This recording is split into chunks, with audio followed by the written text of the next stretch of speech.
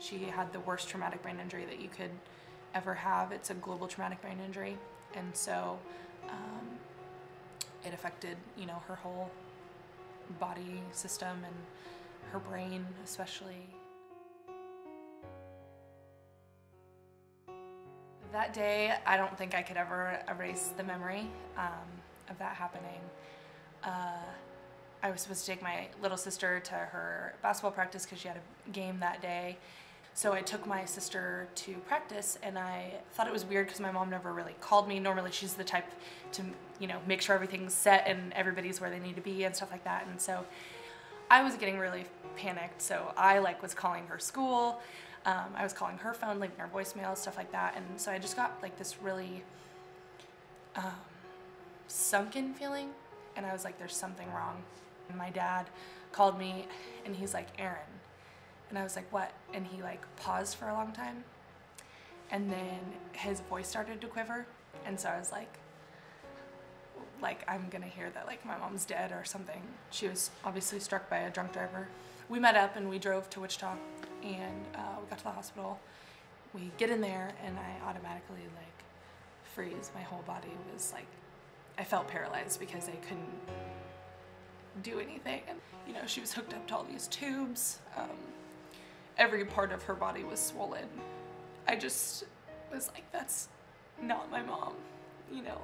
And so that was hard to see her in that way. The coaches came and supported me, and they were like, you know, we totally understand if you feel like you need to be with your family. So I had talked to them. I fought about it with myself millions of times. I was like, I just want to be with them, with my family. But I love softball. And I was like, I know that my mom would not want me to give up on something that I love. And so I decided to stay, and it has been one of the most rewarding things I think I've ever been a part of. Having the whole family aspect of the team really helped, because I was kind of lacking that with not being able to be with my family. I think what happened to my mom was a big thing that we all kind of had to overcome a little. We were, I don't know, I can't express in words how much it meant to me that those girls were there for not just me, but for my mom. Because they didn't have to be. They could have just been like, I'm here for softball in school, and this is what I want to do. I don't really want to put any of my energy into anything else. And they did it, you know, willingly.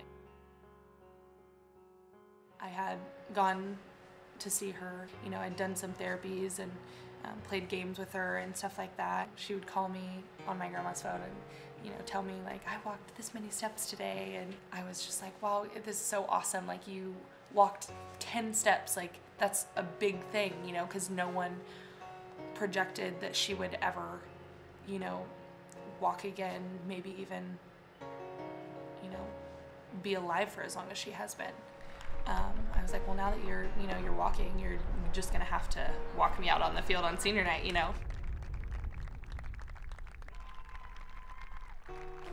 It was exciting.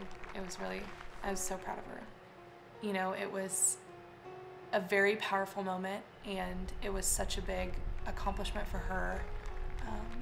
Everybody was so happy. I was so proud of her that she could, you know, push through the pain and just fight and walk with me on my senior day, because, you know, freshman year I never would have thought that would have even been an option. You know, I didn't even know how long she would have, you know, could have been alive, you know.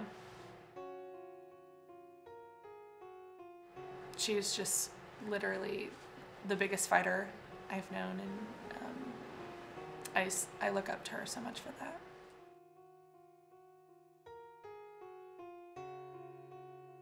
It's really awesome to, you know, hear other people tell me how big of an inspiration my mom is, because I already knew it, and so it's well, now they know. And so, you know, when I talk about my mom and being an inspiration to me, now they truly know how big of an inspiration she is to other people.